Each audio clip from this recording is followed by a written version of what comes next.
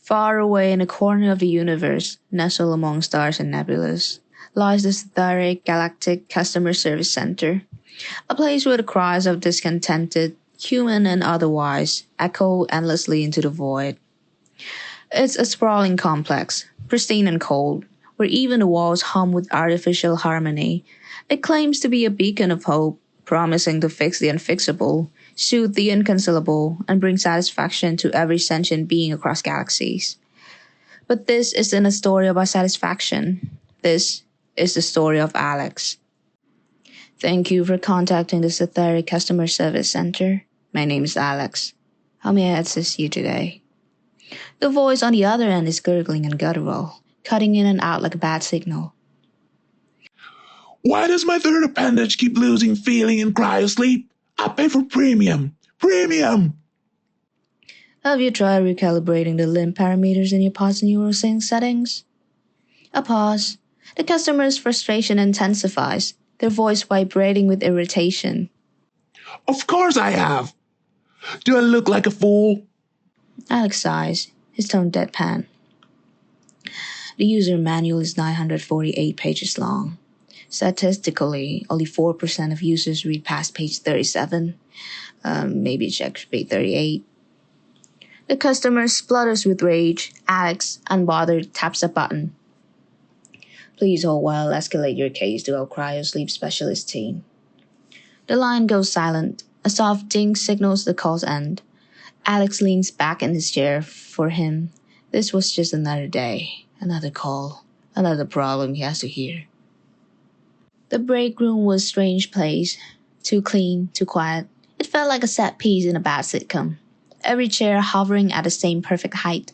Every vending machine stocked with glowing, pulsing snacks. A figure approaches him, an alien with humanoid features. It's Cassie, his annoying co-worker. Hey Alex, tough morning? Tough life.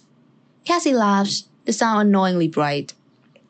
Oh, come on, try one of these. They're supposed to enhance your neurosatisfaction pathways. A fizzing sound as Cassie shakes a glowing drink. Alex eyes warily. Looks like a radioactive soda. I'll pass. Cassie shrugs and takes a sip. Alex stares blankly at the wall, where a corporate training video loops endlessly. Remember, every problem has a solution, and every solution is an opportunity to grow. Alex coughs. Sure, grow more miserable. But as much as Alex wanted to quit, he couldn't. Something about his place wouldn't let him go. Alex is back in the stall, typing methodically. Suddenly, his screen flickers, and a sharp crackle interrupts the monotonous rhythm. What? He stares at the screen. The flicker lasts only a second, but when the terminal stabilizes, an unusual log entry flashes briefly before disappearing. Multi-reality sync failure. Resolution timestamp 1342, 1342, and 1342? He blinks, leaning closer. The entry vanishes, replaced by his usual queue of tickets. Alex hesitates, then taps a few keys to retrieve the log. A notification pops up, interrupting him. Incoming call, priority level 3. Alex groans, reluctantly answers the call. The call connects with a soft beep. The voice on the other end is panicked and shaky. Clearly human. My toaster! It made my bagel disappear. You mean it burned it? No! It dematerialized. Poof! Gone. And now the bagel is on my TV screen, screaming at me. Alex pauses, momentarily stunned. Your bagel is screaming at you? Yes, it has eyes now, and it's accusing me of crimes I didn't commit. Alex pulls up the client's account, glancing at their recent purchases. Looks like you recently upgraded to Quantum Cuisine 3000. Yes, it's supposed to make the fluffiest pancakes in the universe. Right. Well, sometimes the quantum cuisine models experience bugs with other connected devices. Have you checked to see if your TV and toaster are linked together through Have you checked to see if your TV and toaster are linked through the home AI? I don't care if they're linked. Fix it before the baker calls the authorities. Alex sighs, rubbing his temple. Please hold while I escalate your case to our interdimensional appliance division. He taps a button again, transferring the call. As the line disconnects, Alex leans back in his chair, staring blankly at the ceiling. Screaming bait ghosts. This job is a nightmare. The next day, Alex sits at his desk. Across from him is a frazzled alien with 6 eyes and a twitchy demeanor, clutching a complaint ticket. I've been here 3 times this week. My universe overlay keeps slipping. Yesterday I blinked, and my apartment was replaced with an ocean of sentient jelly. Did you check if your local dimensional anchor is stable? Of course I did. It's not me. It's you. Your recalibrations are messing with my sector. The alien slams the ticket on the desk. Alex reluctantly picks it up and scans the data. Something peculiar appears. On a customer information segment, a warning labels, feedback loop detected, pending manual review. In all his years working here, this is the first time he's seen such a message. But it doesn't stop there. For several more customers that day, the same phrase keeps appearing. Feedback loop detected. Each time, something sends a chill down his spine. What the hell?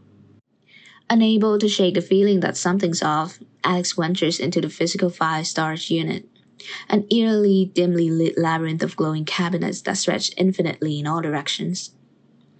He locates the section for quantum resolution. As he pulls a file labeled Universal Synchronization Errors Archive 47, a shadow passes behind him. Alex spins around. There's no one there. Suddenly, a soft voice echoes. You shouldn't be looking into this. Alex freezes. His eyes dart around, but the room is empty. Back at his dingy apartment, Alex has all the files he could grab spread across his coffee table. He's connecting the dots, literally, using strings and pushpins on his wall like a conspiracy theorist. The recurring phrase, feedback loop detected, leads to references about multiverse stabilization projects and satisfaction units retention rates. Retention rates?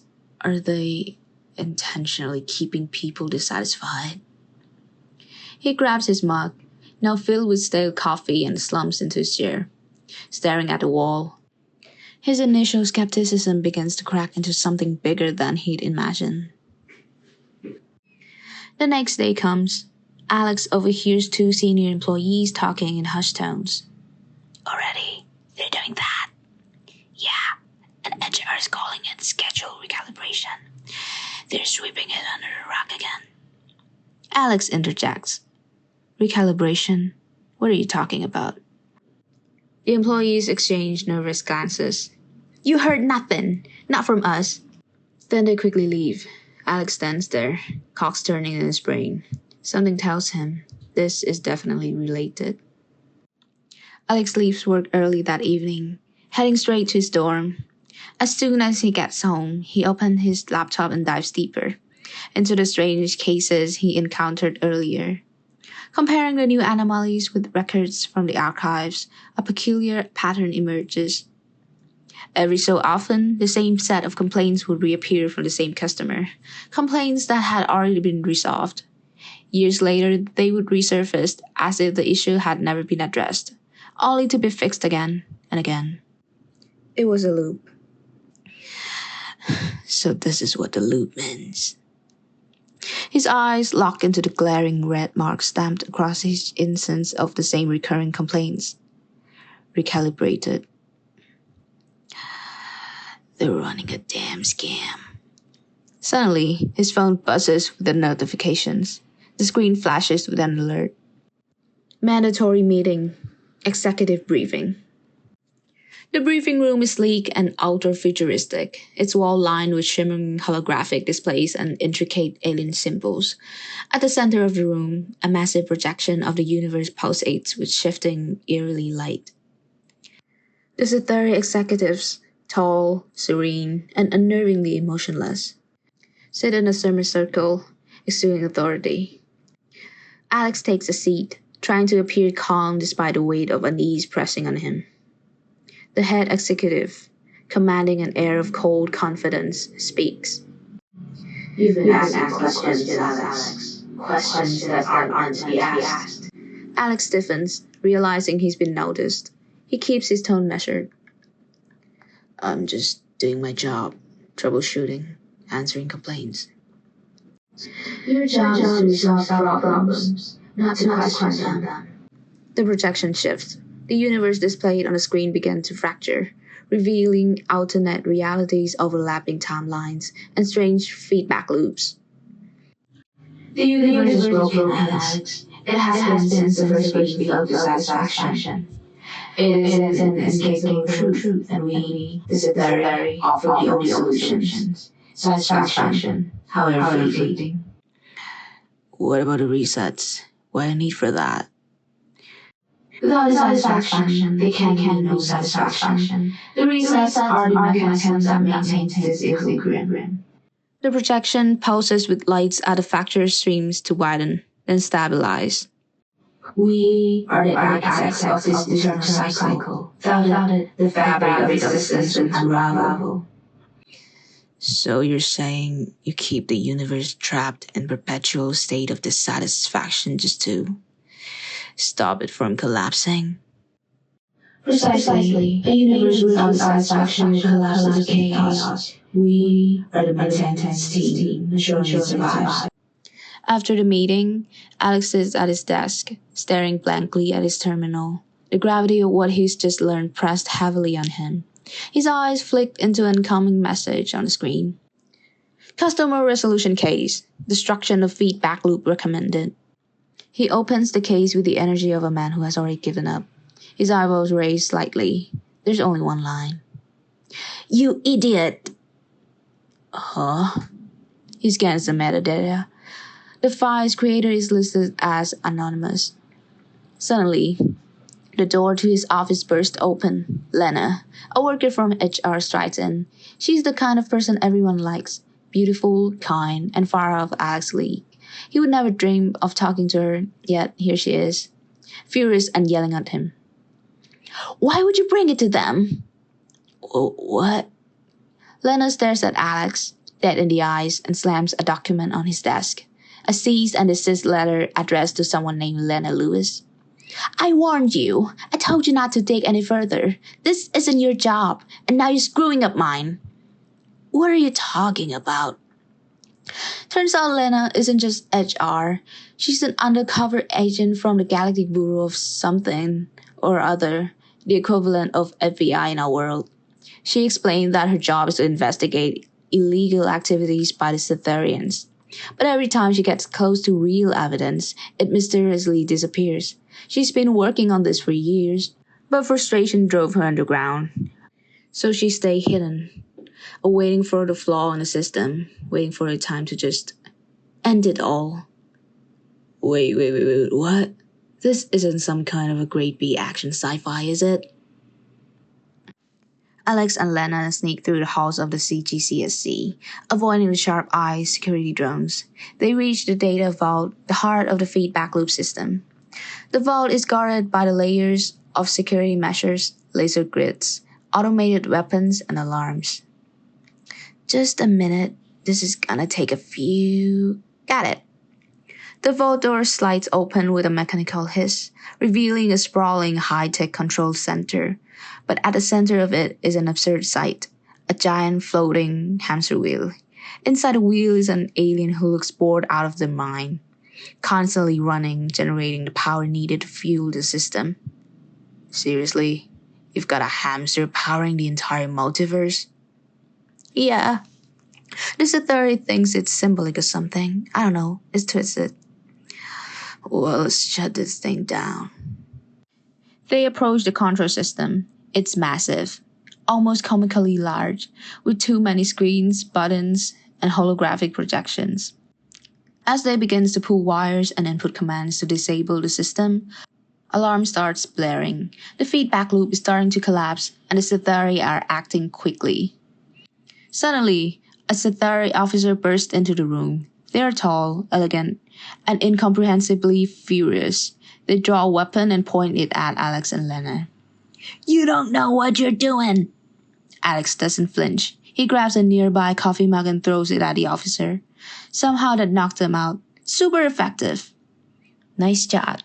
Alex shrugs, getting back to pulling wires and pressing buttons.